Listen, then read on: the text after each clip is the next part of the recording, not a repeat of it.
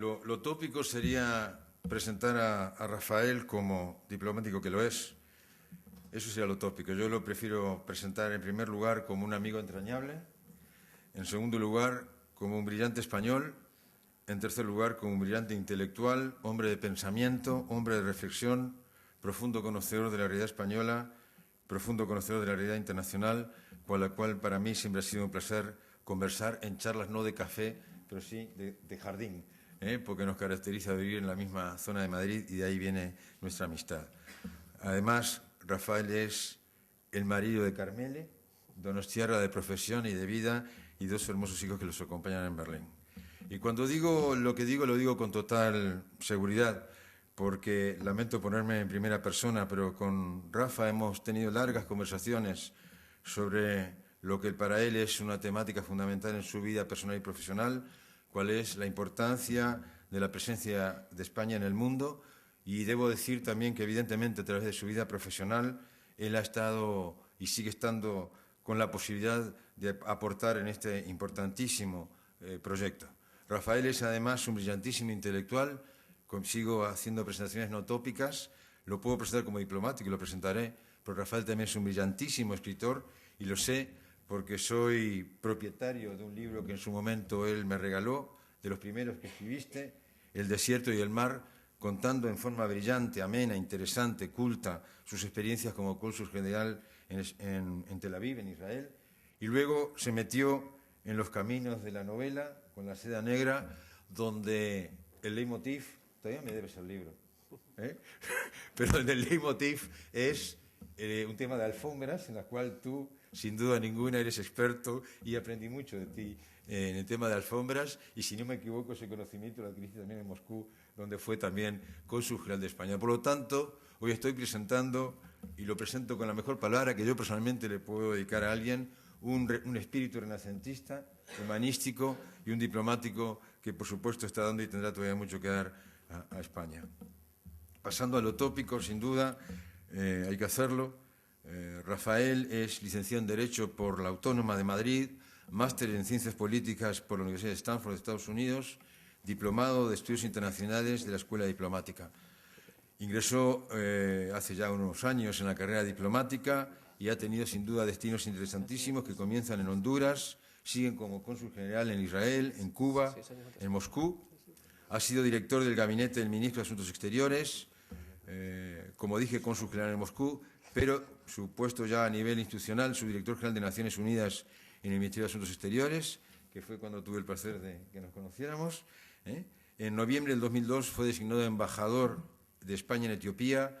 2 años más tarde, en 2004, vuelve a Madrid para ocupar el puesto de director general de Política Exterior. Y desde el 2008 es embajador de España en Alemania. Evidentemente, Rafael, el tema de tu charla está perfectamente elegido, España en Europa, desde tu atalaya en Berlín y con tu espíritu de investigación, de análisis, estarás en condiciones más que óptimas, no solo como embajador de España, sino como hombre de nuestro tiempo, de darnos una perspectiva de tu aprendizaje, de tu lectura, de lo que esa Alemania tan importante para el mundo, para Europa y para España tiene hoy que decir, en una Alemania que también tuvo su transición y la seguirá haciendo, desde momentos negros de su historia a una república pletórica, democrática, que tendrá que aceptar, le guste o no le guste, su rol de locomotora de Europa, no solo en lo económico, sino en lo político, en épocas de tremenda incertidumbre y tantas dudas que a todos nos surgen con relación al futuro de los sistemas monetarios europeos, con la presencia política de Europa en el mundo frente a tantos resquebrajamientos en zonas que tú también conoces y, por supuesto, a la presencia de España en todo ese gran proyecto. Te escuchamos con mucho interés y después de tu presentación haremos sin duda un pequeño debate con intercambio de preguntas por parte de los asistentes. Muchas gracias nuevamente por tu presencia aquí, Rafael.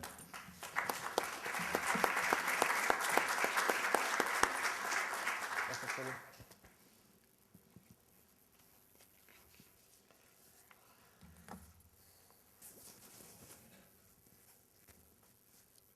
Bueno, pues buenos días a todos y muchísimas gracias a la escuela por haberme ofrecido la oportunidad de estar esta mañana con ustedes. Gracias, Alfonso, gracias, Tony, por vuestra presentación. Para mí es un auténtico placer estar aquí y poder intercambiar con ustedes puntos de vista sobre cómo estamos los españoles, los alemanes, los europeos, en un momento que yo creo que es crucial para la historia de la Unión Europea. Yo voy a hablar de Alemania y lo primero que hay que decir sobre Alemania en este momento es que la Alemania de la posguerra sufrió una transformación radical con la reunificación. Desde 1990, Alemania es un actor internacional nuevo, representa casi el 30% del PIB de la Unión Europea, ha recuperado su plena soberanía con la reunificación y el propio Tratado de Lisboa reconoce simbólicamente el peso especial de Alemania en Europa, dándole un número de votos en el Consejo mayor que el que tiene Francia, Italia o el Reino Unido, que eran con los que tenía el mismo número hasta entonces. Sin embargo, durante los primeros años después de la reunificación, Alemania estuvo absorbida por sus problemas internos, sobre todo por la integración de la RDA, que es una tarea ingente, en la que se produjeron desequilibrios presupuestarios, déficits que obligaron a Alemania a introducir reformas estructurales muy serias. La famosa Agenda 2010, aprobada por Gerhard Schröder y un canciller socialista, y que probablemente le costó la reelección en el 2005 porque introducía reformas que eran muy duras y muy impopulares. Sin embargo, gracias a esas reformas, Alemania está en este momento en una posición infinitamente más sólida que antes y probablemente mejor que cualquier otro país europeo para hacer frente a la crisis, con unos crecimientos del PIB del año pasado superiores al 3% y una tasa de paro en torno al 7%. Esa Alemania nueva, esa Alemania que es un actor distinto después de la unificación, se enfrenta ahora a la crisis del euro. Y es el momento en el que se espera que Alemania desarrolle el papel que tiene que desarrollar en Europa. Es la primera potencia económica del continente y, sin duda, esta es una crisis, además, de naturaleza particularmente económica, con lo cual se espera que Alemania, como gran potencia económica, marque un poco el camino a los demás. Sin embargo, no ha sido fácil para Alemania, como no lo ha sido para ningún otro país, porque esta crisis ha creado problemas nuevos, problemas diferentes. Y eso ha generado un cierto desconcierto en los primeros momentos, en los que nadie estaba realmente preparado para la crisis, ni Alemania ni ningún otro país, y en los que además ha habido resistencias fuertes de la opinión pública, porque evidentemente problemas como las estadísticas incorrectas de Grecia indignaron a un país que había renunciado al Deutsche Mark a favor del euro, pensando, porque le habían asegurado que el euro sería tan fiable como el Deutsche Mark, se encontró con que un país del euro estaba mintiendo en las estadísticas, y esto es algo que para un país en el que hay una influencia importante de una mentalidad luterana y calvinista era algo absolutamente inaceptable. También lo es para cualquier otro, aunque no tenga mentalidad luterana ni calvinista, naturalmente. Pero en el caso de Alemania la reacción se produjo de una forma especialmente virulenta, ¿no? Y naturalmente el miedo que tenían los alemanes era que ellos tuvieran que pagar la factura de las equivocaciones de los demás. Un miedo muy lógico. También hay que entender que Alemania es un país particularmente sensible a las situaciones de inestabilidad económica y al peligro de la inflación, como consecuencia de las dos grandes inflaciones que tuvieron en las dos posguerras mundiales, en los años 20 y en los años 40, y que como consecuencia de esa cultura extremadamente ortodoxa y cuidadosa con la inflación, hay toda una escuela de economistas muy conservadores que están dispuestos a lanzarse en defensa vocal y muy articuladamente de sus puntos de vista y a tener muy controlado a cualquier gobierno a quien le puedan acusar de introducir políticas que ponen en peligro ese objetivo. Como decía, otro trauma adicional fue el abandono del Deutsche Mark, porque era no solamente un símbolo de que Alemania era capaz de controlar la inflación y dejar atrás las crisis de los años 40 y los años 20, sino que el Deutsche Mark era en realidad el único signo, no el único, pero el principal signo de identidad positiva de Alemania en los años inmediatos a la posguerra. Un país que era identificado en muchos otros lugares como el causante de la Segunda Guerra Mundial, que tenía todavía una experiencia traumática con el Holocausto y con la invasión de países que no la habían provocado en absoluto de ninguna manera, Entonces, el milagro económico, el Deutsche Mark, era un auténtico signo de identidad nacional. Para ellos, renunciar al Deutsche Mark fue una renuncia muy importante, muy seria y muy poco popular. De hecho, hay quien dice que Alemania aceptó el Deutsche Mark porque Mitterrand más o menos se lo propuso a Kohl como contrapartida de que Francia aceptara la reunificación. Pero en cualquier caso, el Deutsche Mark es un recuerdo que está ahí y que todavía hoy, cuando realmente no es realista pensar en un regreso al Deutsche Mark, todavía hay gente que sigue suscitando el tema. Finalmente, hay otro motivo por el que Alemania tuvo las ideas tan poco, en fin, ciertamente contradictorias y no titubeó un tanto al principio, ¿no? Fue porque el Tribunal Constitucional en Alemania está adoptando una línea muy ortodoxa también en temas europeos y el gobierno estaba preocupado de que si ellos adoptaban una política, digamos, muy generosa o muy solidaria o muy proeuropea desde el principio, el Tribunal Constitucional podría tumbarles sus decisiones y generar una crisis constitucional interna todavía mayor, ¿no? Sin embargo, hay gente que ha concluido y ha llegado a pensar que a consecuencia de estas dudas iniciales, Alemania es un país menos europeo que antes. Como es más fuerte y más rica, se puede permitir, según esta teoría, ignorar a Europa. Como tiene una presencia mayor de Alemania Oriental, ya no es la Alemania Occidental de antes, es la suma de la oriental y la occidental. Los orientales, la Alemania Oriental, pues tiene una cultura, digamos, un conocimiento de lo que es la Unión Europea menor, porque les viene de menos lejos.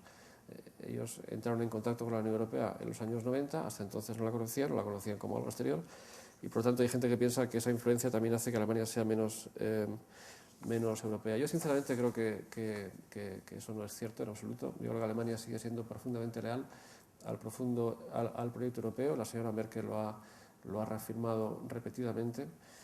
Y hay motivos además de fondo para pensarlo. En primer lugar, motivos económicos. Si Alemania abandonara el euro, por ejemplo, se produciría probablemente una revalorización importante del Deutsche Mark. Si se abandonara el euro y restableciera el Deutsche Mark, se produciría una revalorización muy importante de su moneda que constituiría una catástrofe para sus exportaciones. Recordemos que Alemania, el 85% de su superávit comercial procede de la zona euro, ¿no? Y además tiene inversiones ingentes en países de la zona euro. O sea, la implicación alemana en la economía de la zona euro es muy, muy profunda.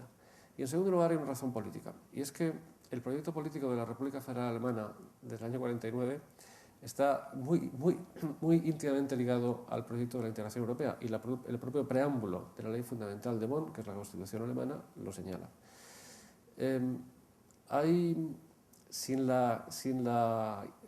Sin el proyecto de integración europea, sin duda alguna, la propuesta de reunificación del año 90 hubiera sido infinitamente más difícil.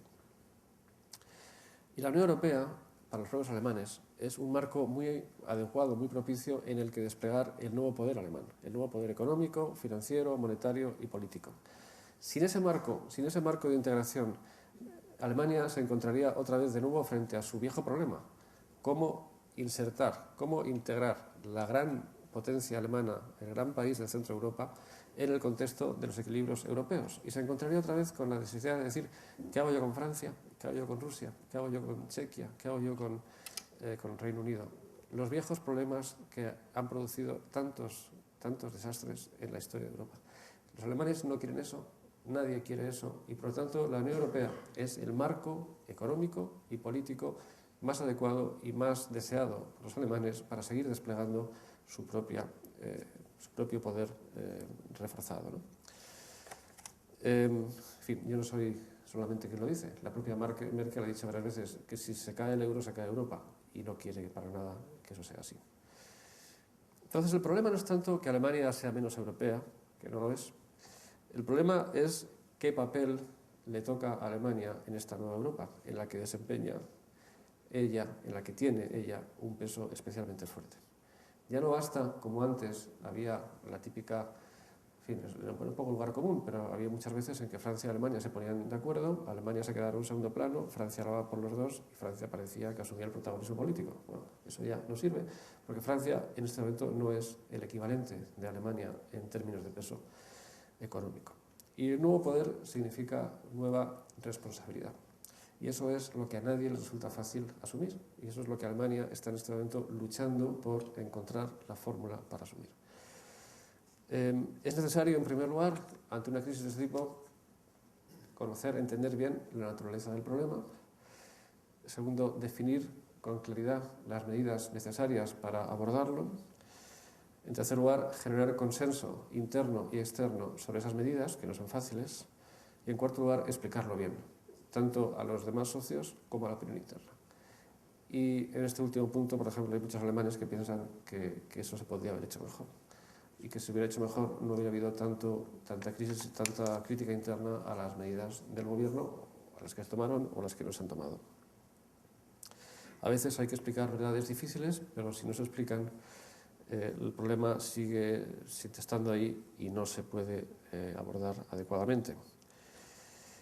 En quinto lugar, yo creo que junto a esas cuatro cosas hay que hacer otra cosa más, que es explicar estas medidas no en clave defensiva, como algo inevitable, como algo difícil, malo, en fin, complicado, pero el mismo remedio, sino como algo positivo, en clave positiva. ¿Por qué? Porque Europa lleva paralizada, en el fondo, desde el comienzo de la discusión del Tratado de Lisboa y desde los tiempos de la difícil digestión de la última ampliación.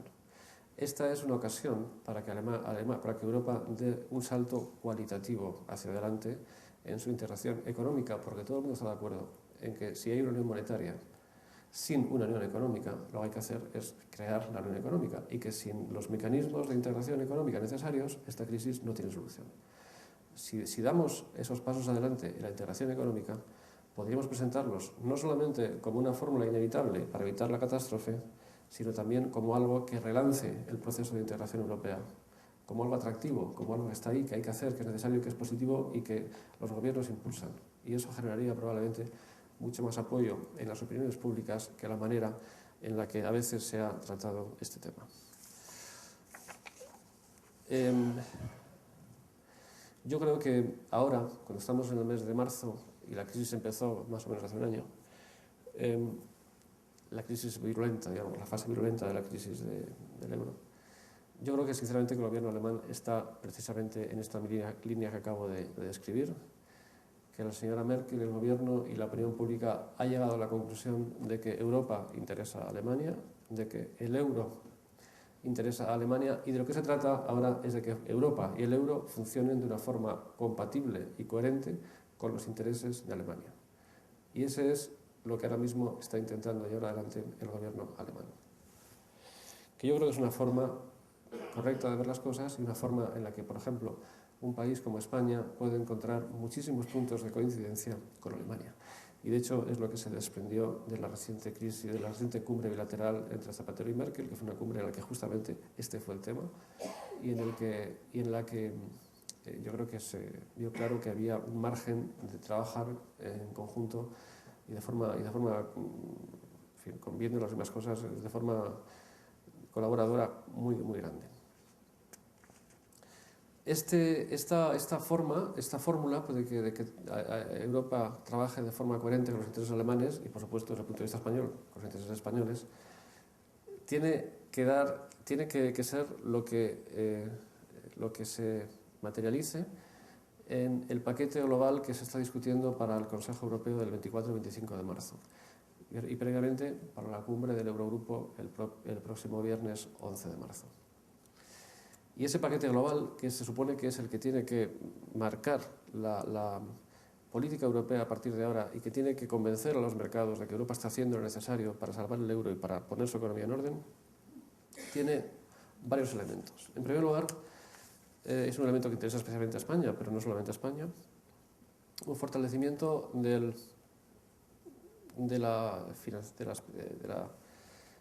Fondo Europeo de Apoyo al Euro, el EFSF, tanto este fondo actual que existe en este momento como el que se está pensando en crear a partir del año 2013, el Mecanismo de Estabilidad Europeo, para darle más capacidad y para aumentar sus funciones.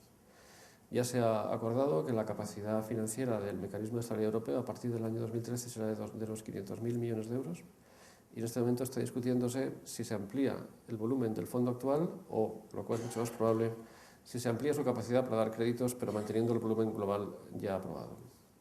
La segunda parte del paquete, o sea, de lo que concierne al fondo, es aumentar sus funciones.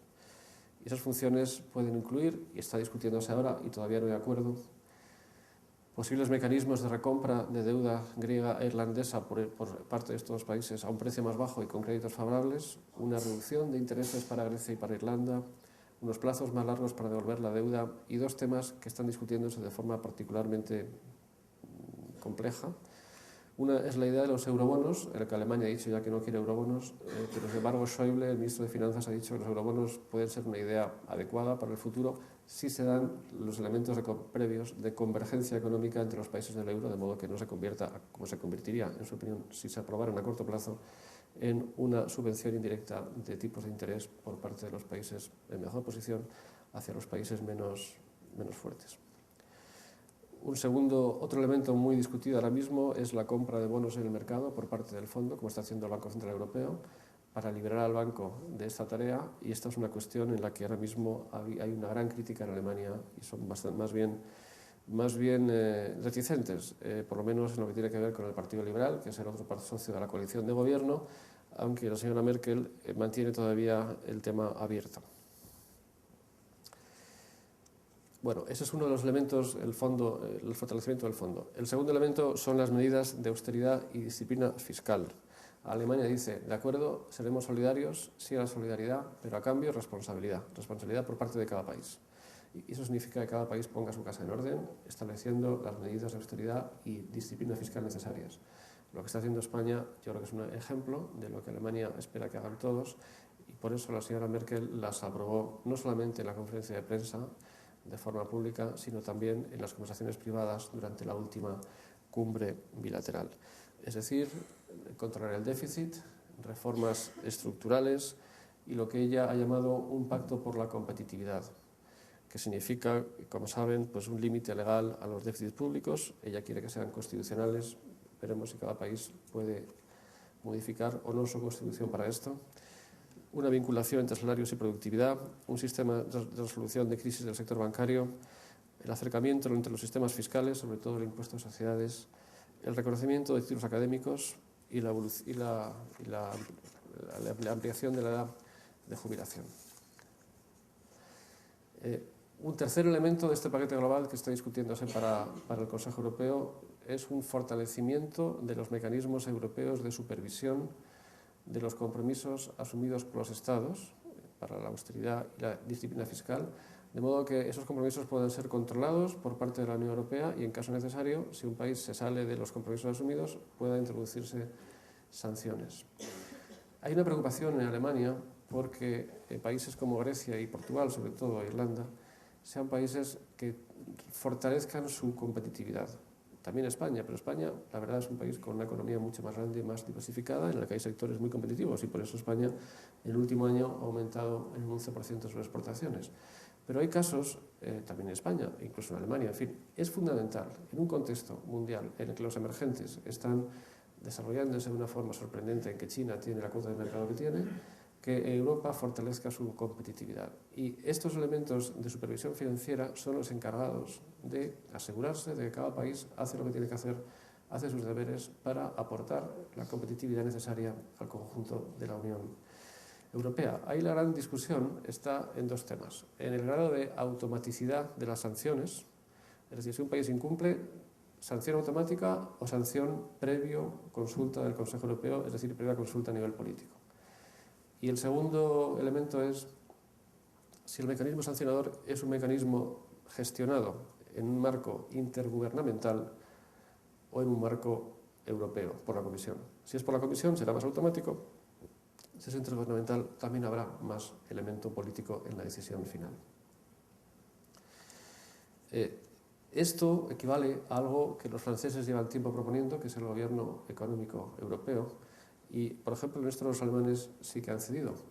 Hace un año, yo recuerdo que la primera crisis que yo como embajador allí tuve que gestionar durante la presidencia española fue unas declaraciones de Zapatero a favor de las sanciones y en caso de que los países incumplan sus compromisos, los acabo de describir, y de la idea del gobierno económico europeo, que provocó una reacción del ministro de Economía alemana negativa, Y ahí pues hubo que convencer a los alemanes, y el elemento alemán luego vino a la embajada y hizo un discurso positivo y tal, pero bueno, al principio hubo un choque ahí.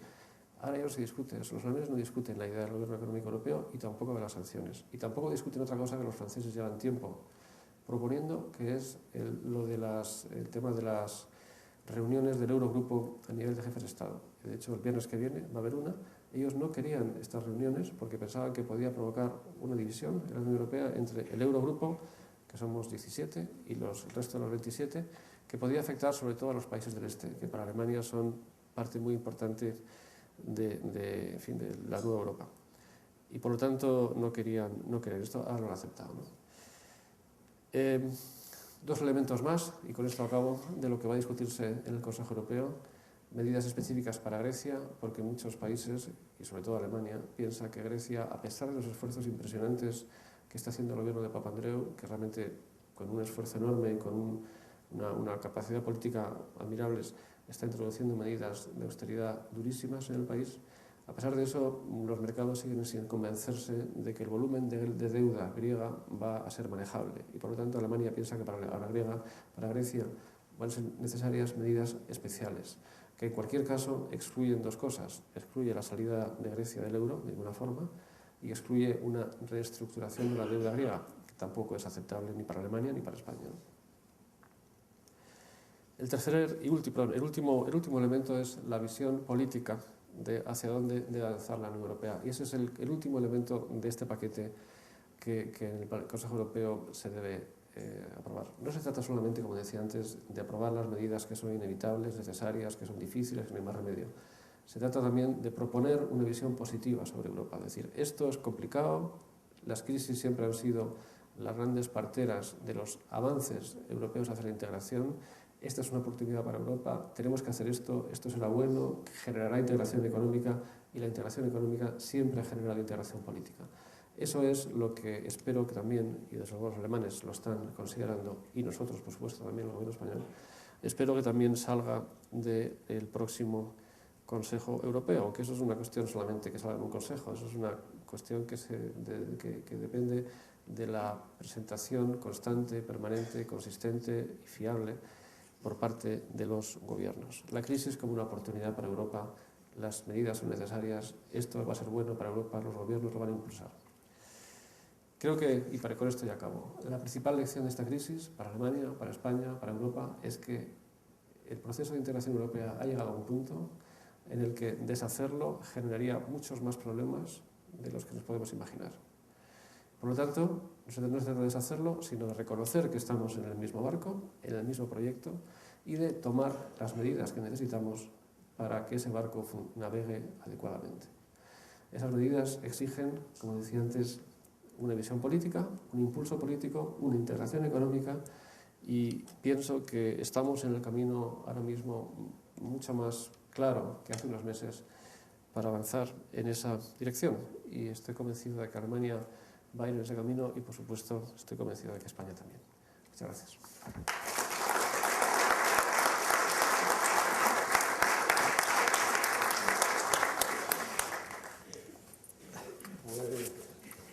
Abrimos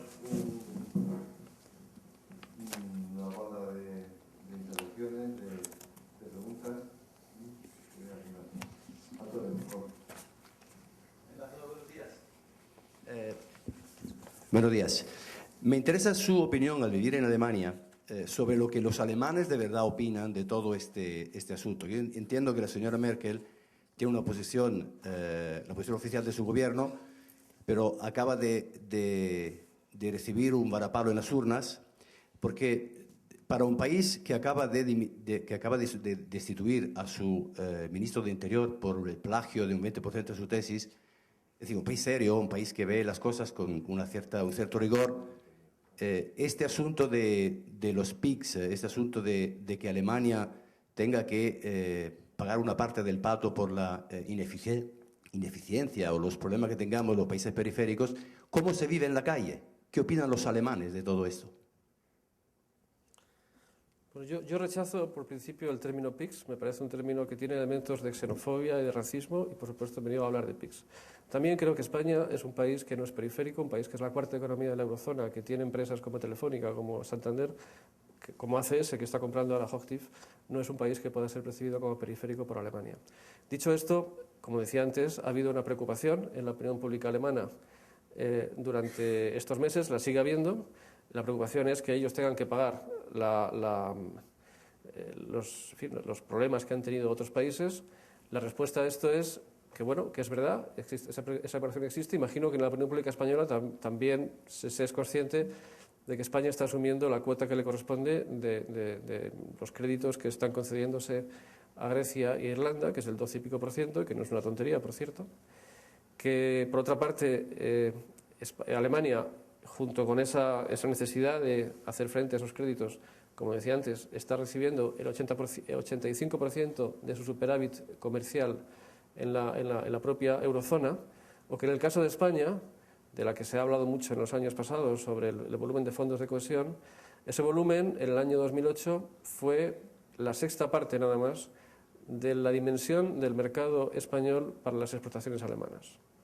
Es decir, sí, tiene que pagar por los problemas que se generan en la eurozona, pero la eurozona, a su vez, a Alemania le genera una serie de ventajas inmensas, sin las cuales Alemania en este momento no tendría el grado de prosperidad que tiene. Y me estoy limitando solamente al plano económico, no al plano político. Alemania no se hubiera podido reunificar si no llega a ser por su integración en Europa. La reunificación, o por lo menos esa reunificación, hubiera sido extremadamente más compleja y mucho más delicada. Por lo tanto, lo que hay que hacer es explicar estas cosas. Y ahí quizá es posible que haya podido haber un déficit de explicación y que la explicación pública se ha dejado a aquellos otros que veían el tema de una forma a lo mejor excesivamente sesgada en una dirección. Y que todas estas cosas que ahora están diciéndose, pues no todo el mundo las ha dicho. Eso es verdad. Sobre el tema de la dimisión de su Gutenberg, pues sí, ha habido efectivamente una crisis política en el gobierno, no tiene nada que ver con la crisis económica, evidentemente, es una cuestión personal del ministro de Defensa, pero sí, eso puede provocarle algún problema de hecho, parece que las encuestas ya están notando algún gasto, ¿no? Algún desgaste para el gobierno en este tema. Yo no extrapolaría demasiado a nivel nacional las consecuencias de la derrota electoral en Hamburgo. Yo creo que tiene mucho que ver con la disolución de la anterior coalición de gobierno en Hamburgo, que era la primera coalición que hacían la CDU con los verdes, que durante un tiempo funcionó hasta que llegó un momento en que la contradicción entre los intereses y visión de unos y de otros pues, llevó a que se disolviera. Esa percepción de que aquello no funcionaba es lo que ha llevado un vuelco del electorado de Hamburgo hacia el SPD, además con un buen candidato, que era el antiguo ministro de Trabajo. Creo que las razones de la victoria o de la derrota de la coalición en Hamburgo tienen más que ver con Hamburgo que con la política nacional.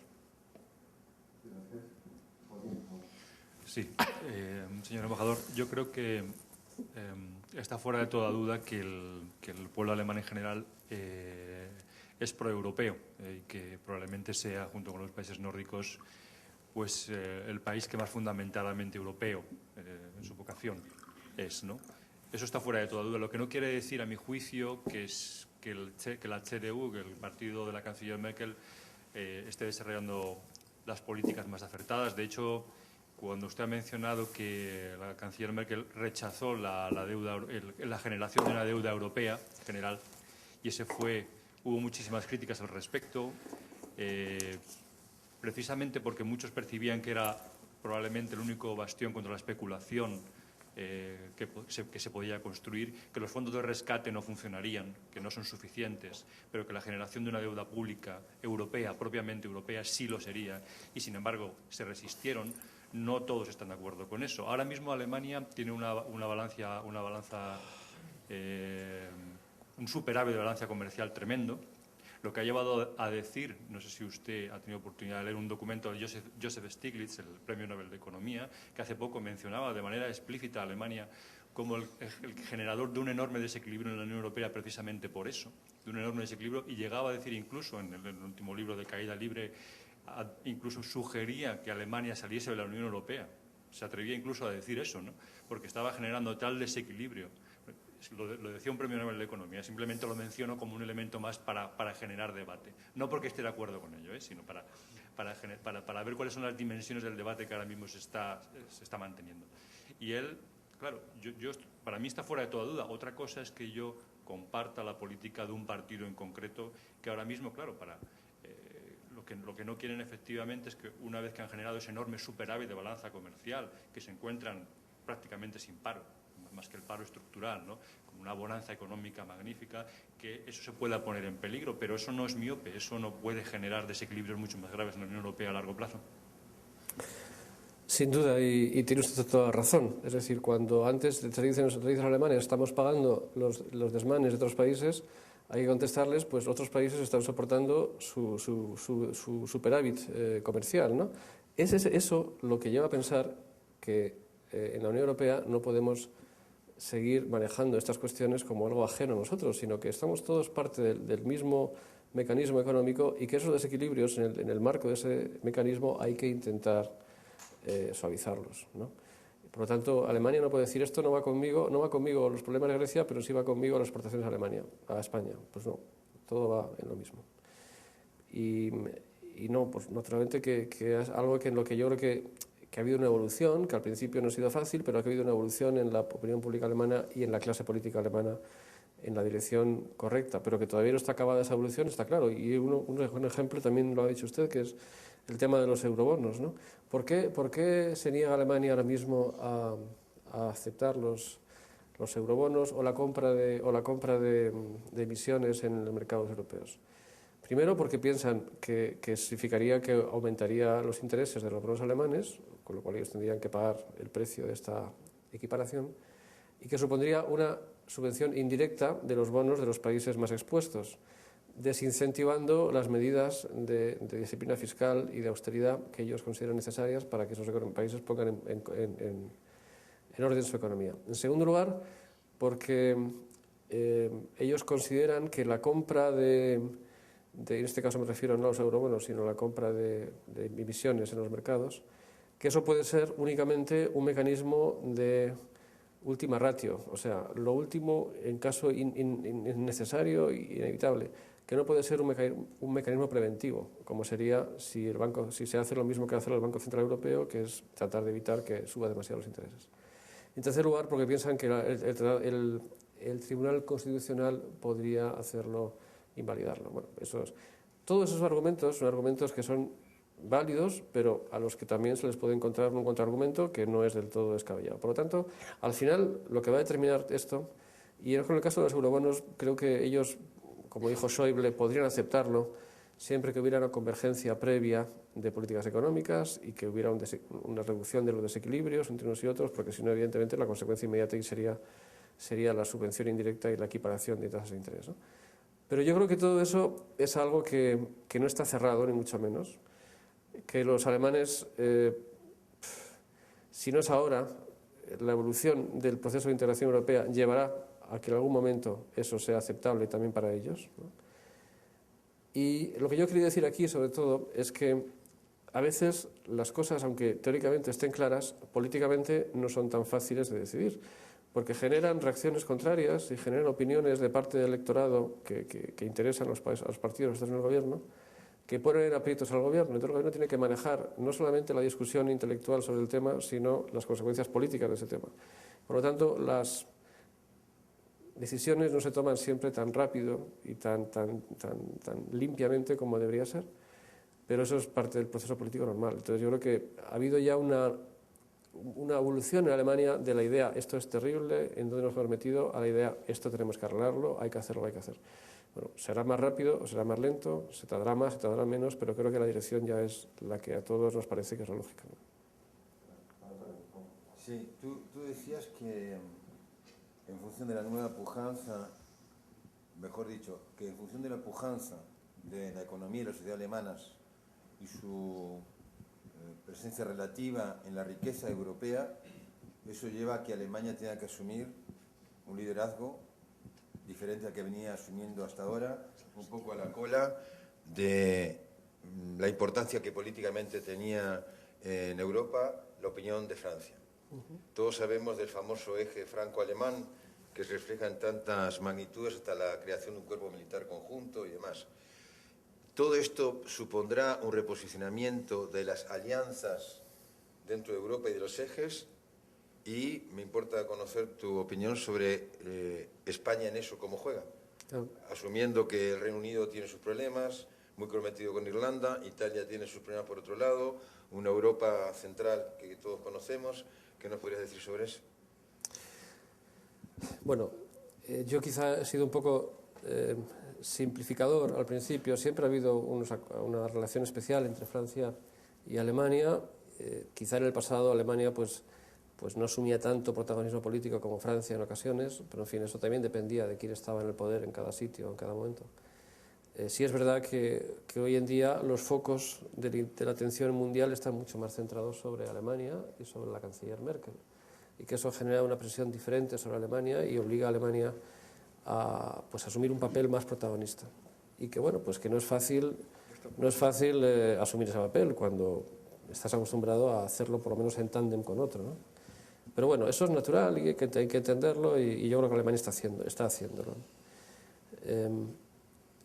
Francia y Alemania tienen una integración, un grado de cercanía muy alto, que es muy necesario para Europa, y es la razón por la que Europa existe además, que se traduce pues en unas consultas, unas cumbres constantes, cada 2 meses más o menos como mínimo se reúnen, y unas consultas en las que hay muchos ministros siempre además, y una comunicación permanente entre los ministerios de todo tipo, unos programas de intercambio juvenil de jóvenes impresionantes. En fin, Alemania y Francia realmente es lógico, es lo que ha hecho Europa. Por eso, gracias a eso tenemos la Europa que tenemos. De modo que yo creo que van a seguir, y bueno, pues esto tampoco hay que dejarse llevar demasiado lejos. Creo que ambos países seguirán siendo los países que sean el motor de Europa, como siempre han sido, y aunque el foco de atención ahora está más en Alemania, pues quién sabe si en el futuro la cosa puede volver a cambiar. O sea, en este momento, desde luego, ahora sí que es como la naturaleza de la crisis económica y Alemania es la principal potencia económica, pues es natural que Alemania tenga un mayor perfil. ¿Cuál es el papel de España en esto? Pues España, creo que la aportación principal que está haciendo ahora a la estabilización económica de Europa es la propia puesta en orden de sus desequilibrios internos, ¿no? Es decir, las medidas que se han adoptado desde el año pasado, las medidas de disciplina fiscal y de austeridad y de reformas estructurales, son las medidas que necesitan no solamente España, sino muchos otros países europeos para que Europa vuelva a la senda de la competitividad, que es la que quieren todas las instituciones europeas, que es lo que se propuso en su momento con la estrategia de Lisboa, que no fue demasiado efectiva, la que se ha querido reproponer con la estrategia 2020, que es una especie de heredera de la de Lisboa, pero que se ha quedado bastante marginada como un tema secundario frente a medidas de mucho más protagonismo político, como el Pacto por la Competitividad o como los mecanismos que van a discutirse en el Consejo Europeo de este mes de marzo. Por lo tanto, España está haciendo su aportación. Haciendo esa aportación a la estabilidad interna, hace esa aportación a la estabilidad colectiva, porque un desequilibrio serio de España tendría efectos devastadores sobre el conjunto. Por lo tanto, lo que más interesa que España haga en este momento es lo que está haciendo. Junto con eso, España evidentemente tiene sus intereses sobre el debate, en los temas del debate global, y España creo que está utilizando sus cartas, que son, en primer lugar, una magnífica relación con Alemania, que se puso de manifiesto en la última cumbre, y una relación igualmente magnífica con Francia, que nos permite estar muy bien conectados con los dos países que están un poco, pues, en este momento impulsando la evolución europea, ¿no? España siempre ha tenido un papel peculiar, porque siendo un país con un grado de desarrollo económico no tan alto como Francia o como Alemania, sin embargo, era lo bastante grande como para tener un efecto de arrastre muy poderoso sobre otros países menores de la Unión Europea. Y en este caso estamos también un poco en esa función, es decir, si España marca una línea de reformas efectivas que permiten aumentar la competitividad, eso va a tener un efecto muy positivo sobre otros países que también tienen desequilibrios internos y que ven como España, que los tenía, está siendo capaz de ponerlos en orden.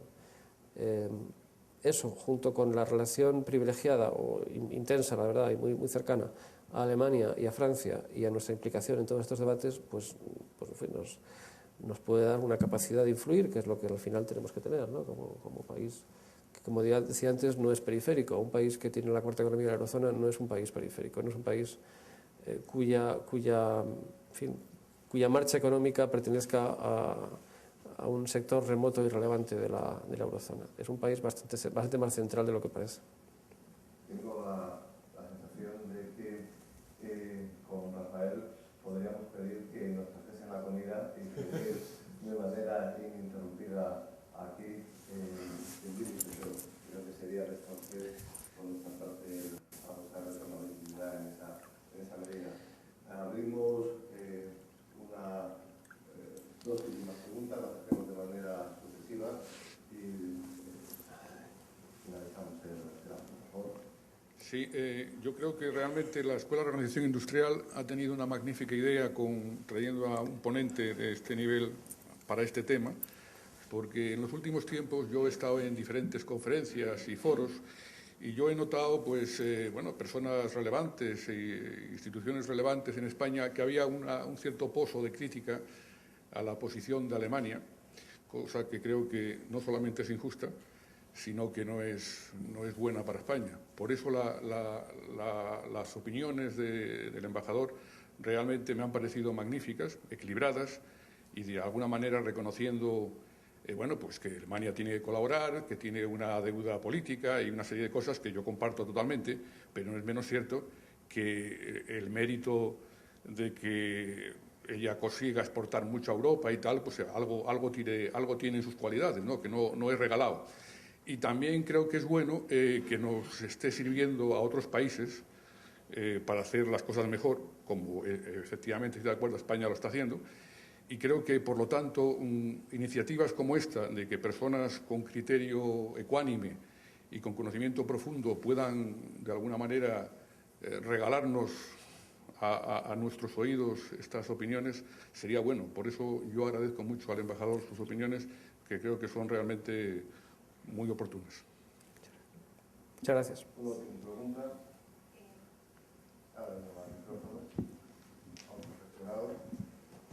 Sí, buenos días. De forma muy breve, solo dos preguntitas. Una, si cree que con las medidas que ha tomado España se ha alejado definitivamente el riesgo de intervención para España y Portugal, o para Portugal primero y España después. Y segundo, pues si nos podía desarrollar, o sabemos que hay de esa oferta de empleo para los jóvenes españoles en Alemania. Gracias.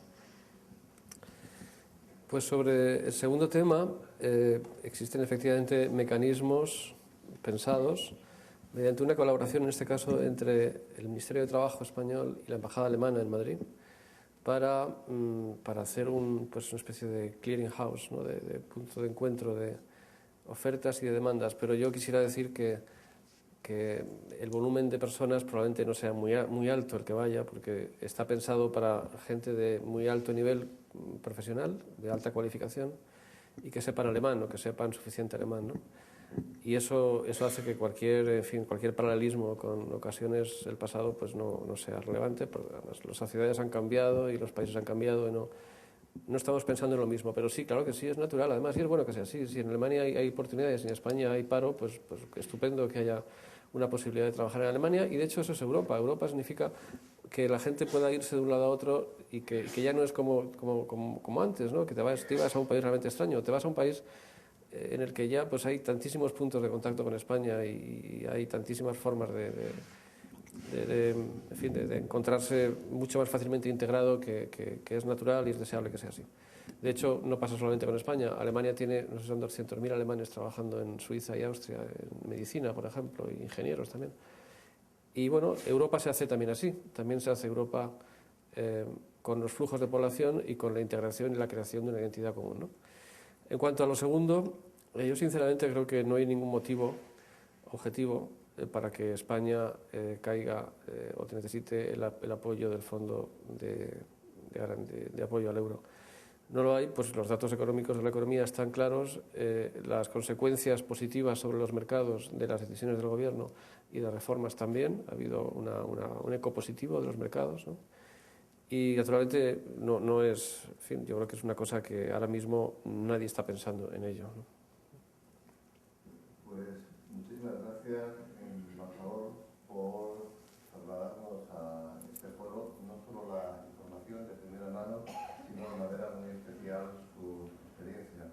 nos vamos no solo sabiendo más, sino nos vamos también convencidos de cuál es la situación en la que en este momento se encuentra nuestro país, se encuentra la Unión Europea a través de la emoción, a través de la satisfacción que ha sido capaz de dar en esta sala para llegar a todos, no solo a la razón, sino también a nuestras emociones. Y mi finalización tiene trampa, porque estoy haciendo una pregunta. El diseñador nos ha preparado una imagen donde está impresa con un grafismo muy especial, el Bauhaus, es la letra que se ha utilizado. Nos pone Alemania en colores, nos pone Europa en gris, y hay un fondo blanco. ¿Cómo va a afectar ese fondo China, India, a la gran potencia exportadora, a la gran fábrica que ha sido del mundo, Alemania en este momento, y ese efecto cómo va a incidir en el resto de los países de esa Europa en donde Alemania parece que tiene muchos colores? Pues yo creo que esa es una razón más para que los alemanes estén convencidos de que fuera de Europa no tienen nada que hacer. Es decir, es una razón más para que los alemanes comprendan que frente a China, frente a la India, frente al nuevo mundo de las potencias emergentes de Estados Unidos, Alemania sola es muy pequeñita. Que Alemania también necesita Europa para tener la dimensión económica que le permita competir con todos estos grandes actores internacionales. De modo que es una razón más para que Alemania sea leal a Europa. Muchísimas gracias, embajador. Muchísimas gracias, Rafael.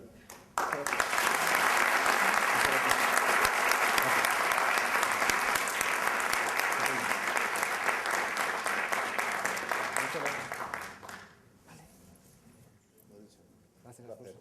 Igualmente, ha sido muy agradable. Ay, pues ha sido muy agradable, muy agradable, muy divertido, muy interesante. Buenas preguntas, Pues sí, la verdad es que Espectacular, muy interesante. Va, como he señalado, la intervención absolutamente en contracorriente del discurso dominante en este momento en las élites españolas, que es el de